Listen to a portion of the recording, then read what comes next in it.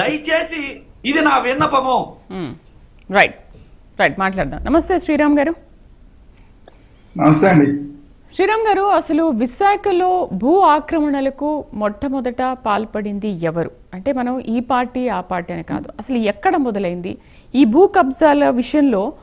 Deputy CM భూ వివాదాల్లో రాజకీయ నేతల జోక్యం పైన చాలా సీరియస్ అయ్యారు.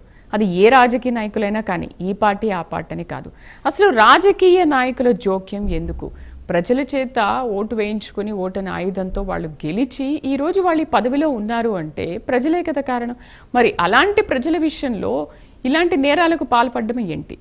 రాజకీయ నేతలు అయినా సరే ఇంకెవరైనా సరే వాళ్ళపైన ఎటువంటి చర్యలు తీసుకోవచ్చు? ప్రభుత్వం తలుచుకుంటే ఎన్ని చర్యలైనా తీసుకోవచ్చు. కానీ ప్రభుత్వం తలుచుకుంటుందా తలుచుకోదా అది సమస్య. అధికారంలో ఉన్నప్పుడు వాళ్ళని రక్షించుకోవడానికి చూస్తారు తప్ప ఎవరు కూడా శిక్షించడానికి చూడరు.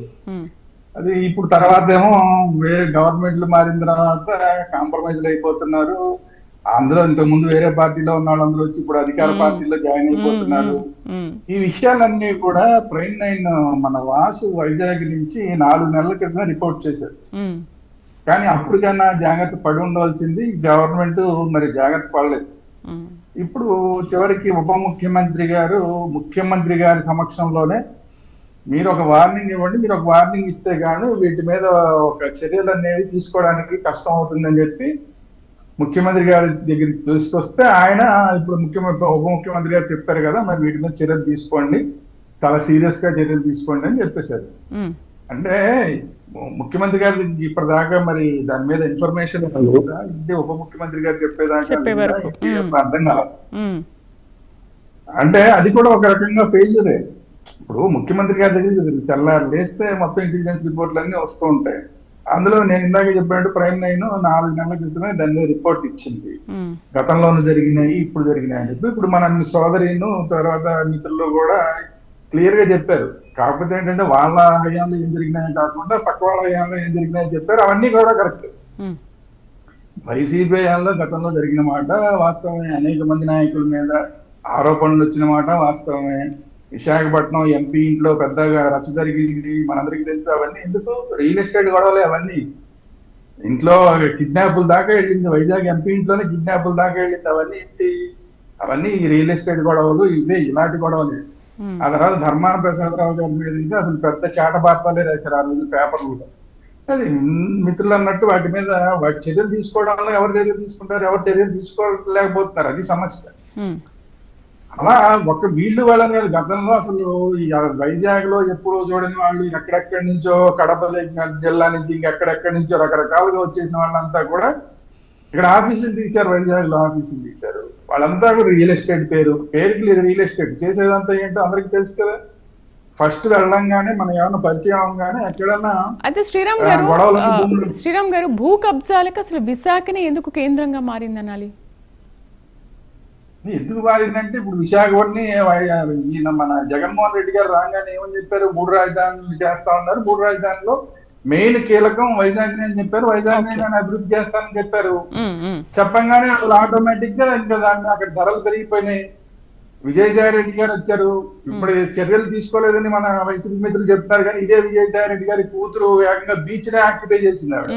బీచ్ లోనే గోడలు కట్టేస్తే కోర్టుకు వెళ్ళి కోర్టుల దగ్గర నుంచి ఆర్డర్స్ తీసుకుని ఇప్పుడు పోలీసులు కొట్టేసిన భాగవతం అంతా మనం చూసాం. విజయసాయి రెడ్డి గారు ఆ రోజుల్లో ఒక ప్రత్యేకంగా దీనికోసం ఒక ఆఫీస్ మెయింటైన్ చేశాడు వైజాగ్ లో, కేవలం ఇలాంటి వ్యవహారాలు నడిపించడం కోసమే. సరే ఈ రోజంటే ఆయన ఆ పార్టీలో లేడు కాబట్టి ఓకే, ఇప్పుడు ఆయన మన మిత్రులు కూడా విమర్శించాము. కానీ ఆ రోజు జరిగినవన్నీ ఇవన్నీ జరిగినాయి, కాదంటానికి లేదు. మన దేవాదాయ శాఖకి సంబంధించి ఒక మహిళా ఆఫీసర్ని ఆయన బాగా దగ్గరగా ఉండి ఆవిడతోటి ఎన్ని చేయించాడో మనందరం పుంఖాలుగా దాని మీద నడిపాం స్టోరీలు. ఇవన్నీ కూడా గత ప్రభుత్వం హయాంలో జరిగినాయి. జరగలేదని ఇదంతా దులిపేసుకోవడం కానీ అయితే ఏంటంటే వైసీపీ మిత్రులు చెప్పినట్టు చర్యలు తీసుకోలేకపోతుంది ఇప్పుడున్న ప్రభుత్వం, అది సమస్య. రెండోది, ఇప్పుడున్న ప్రభుత్వం వచ్చిన తర్వాత కూడా యాజ్ ఈజ్ గా సేమ్ అవే జరుగుతున్నాయి. గతంలో ఎవరెవరైతే భూ ఆక్రమణకు పాల్పడ్డారో సెకండ్ గ్రేడ్ ఎమ్మెల్యేలు కాకుండా ఇంకా తర్వాత నుంచి ఉన్న వాళ్ళందరూ కూడా ఈ పార్టీలో జాయిన్ అయిపోయారు. జనసేనలో జాయిన్ అయ్యారా, తెలుగుదేశంలో జాయిన్ అయ్యారా, బీజేపీ వాళ్ళ దగ్గరికి ఉన్నారు, ఇవన్నీ రకరకాల ఎందులో అయినా కానీ వాళ్ళు అడ్జస్ట్ అయిపోయి సేమ్ ఆ వ్యవహారం అంతా కానిస్తున్నారు. వాళ్ళ మీద ఎవరు చర్యలు తీసుకోలేరు ఇప్పుడు, ఎందుకంటే ఇప్పుడు వాళ్ళు మన వాళ్ళే. నిన్నటిదాకా వాళ్ళు వైసీపీ వాళ్ళు కాబట్టి వాళ్ళని విమర్శించాం, ఈ రోజు అంతా కానీ శ్రీరామ్ గారు కూటమి ప్రభుత్వ లక్ష్యం అది కాదు కదా, కూటమి ప్రభుత్వ లక్ష్యం అది కాదు. ఎవరు ఎటువంటి అవినీతికి పాల్పడినా కూడా వాళ్ళపైన కఠిన చర్యలు ఉంటాయని చెప్పే కదా ఎన్నికల్లో పోటీ చేశారు, అధికారంలోకి వచ్చారు. అందుకే ఇందాక వైసీపీ మిత్రులు చెప్పారు, మనం చెప్పినవన్నీ ఎవరు చూడరు, మనం ఏం చేస్తున్నాం అనేది చూస్తారని. చెప్పడం వరకు బాగానే ఉంది, అధికారంలోకి రావడం వరకు బాగానే ఉంది. చర్యలు ఏం చేశారు?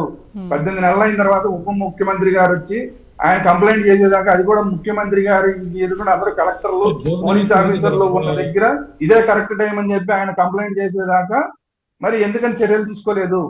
అప్పుడు ఎందుకు ఆర్డర్స్ ఇచ్చారు? ఎందుకంటే వీళ్ళందరూ మనాళ్లే, అది ఎవరు ఏ పార్టీ అనేది నేను చెప్పను, ఏ పార్టీ అయినాగా అందరూ మనాళ్లే. కూటమిలో ఉన్న 3 పార్టీలు ఎందులో ఉన్న మనవాళ్లే కదా. వాళ్ళని పోలీసుల దగ్గరికి వెళ్తే పోలీసులు ఏం చేయలేరు, పోలీసుల దగ్గరికి వెళ్ళినా ఇంకా కలెక్టర్ ఆఫీసులకి ఇంకా వాటికి వెళ్తే కూడా ఇంకా ఎలా ఉంటాయో భాగవతాలు మనకి తెలుసు. రెవెన్యూ డిపార్ట్మెంట్ భ్రష్టు పట్టిపోయిందన్న మాట వాస్తవం. అది ఈ గవర్నమెంట్ అన్నాను, ఆ గవర్నమెంట్ అన్న, ఏ గవర్నమెంట్ అన్నా కూడా ఈ రాష్ట్రంలో కాదు ఈ దేశంలోనే అత్యంత భ్రష్టు పట్టిపోయిన వ్యవస్థ ఏదైనా ఉందంటే అది రెవెన్యూ వ్యవస్థ. గతంలో 22A కోసం అని చెప్పి భూములన్నింటినీ కూడా గతంలో ఆక్యుపై చేసిన మాట వాస్తవం. ఇవి మీ కొంతమందిని అసలు 22Aలో లేని వాటిని కూడా బెదిరించారు గతంలో. మీరు మాకు అమ్మేయకపోతే, మేము ఇచ్చిన డబ్బులు తీసుకుని నోరు మూసుకుని ఊరుకోకపోతే దీన్ని 22A కిందకి మారుస్తామని చెప్పి బెదిరించారు. అలాగే 22A భూముల్ని వాళ్ళు ముందే కొనేసుకుని తర్వాత వాటిని మార్చుకునే ప్రయత్నం చేశారు, 22Aలో నుంచి తీసేసే ప్రయత్నం చేశారు. ఇవన్నీ గతంలో జరిగినాయి. గతంలో ఆరోపణలు చేసిన వాళ్ళందరూ ఈ రోజు అధికారంలో ఉన్నారు. ఏమి మరి వాటన్నిటి మీద ఆ లిస్టు తీయండి. గతంలో మీరు ఏమేమి ఆరోపణలు చేశారో అందులో ఎన్నింటి మీద మీరు చర్యలు తీసుకున్నారో ఒక వైట్ పేపర్ రిలీజ్ చేయండి. ఉత్తరాంధ్ర భూముల్లో, విశాఖపట్నం భూముల్లో చేసే దమ్ముందా ఇప్పుడున్న ప్రభుత్వానికి? మీరే కదా ఆరోపణలు చేశారు ఆ రోజు. మీరు ఆరోపణలు చేసిన వాటి మీద మీరు ఎందుకు చర్యలు తీసుకోలేదు? అది కాకుండా ఈ రోజు మీ ఎమ్మెల్యేలు, గతంలో ఎమ్మెల్యేల మీద మాట్లాడేశారు. ఈ రోజు గంటా శ్రీనివాసరావు గారి మీద ఆరోపణలు వస్తున్నాయని ఆయనే మొత్తుకుంటున్నాడు. అలాగే అయ్యన్న పాత్రుడు గారి మీద ఆరోపణలు వస్తాయని ఆయన మొత్తుకుంటున్నాడు.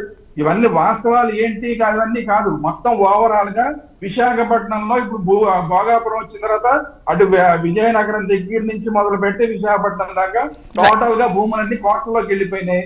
కాబట్టి ప్రతి ఒక్కళ్ళు అవసరమైతే కేసులు ఎదుర్కోవడానికైనా సిద్ధం, కోర్టులకు వెళ్ళిపోవడానికైనా సిద్ధం, ముందైతే ఆక్రమణ చేసుకోవాలి. ఇది టార్గెట్ పెట్టి కూర్చున్నారు. దీనికి ఎమ్మెల్యేలు అవకాశం పలుకుతున్నారు. ఇప్పుడు ఉప ముఖ్యమంత్రి చెప్పేదాకా అసలు దీని మీద చర్యలు తీసుకోలేకపోవడానికి కారణం ఏంటి? ఉప ముఖ్యమంత్రి చెప్పారు, ఇప్పుడు సీఎం గారు ఆర్డర్ ఇచ్చారు. ఇప్పటికైనా జరుగుతుందా? మళ్ళీ మనం మాట్లాడుకుంటాం. మళ్ళీ ఇంకో 2 నెలలు పోయిన తర్వాత ఏ ఎమ్మెల్యే మీద వచ్చిన తర్వాత ఆ ఎమ్మెల్యే గురించి మాట్లాడుకుంటాం. వీళ్ళు వాళ్ళు అని వీటన్నిటికీ ఏమీ భేదం లేదండి. అన్ని పార్టీల ఎమ్మెల్యేలు ఇదే పనిలో ఉన్నారు. కాదే వాళ్ళు కనబడరు, ఎంత సెకండరీ క్యాడర్ తో ఈ పనులు చేస్తుంటారు. మాట్లాడదాం. మనతో పాటు విష్ణుగిరి శ్రీనివాస్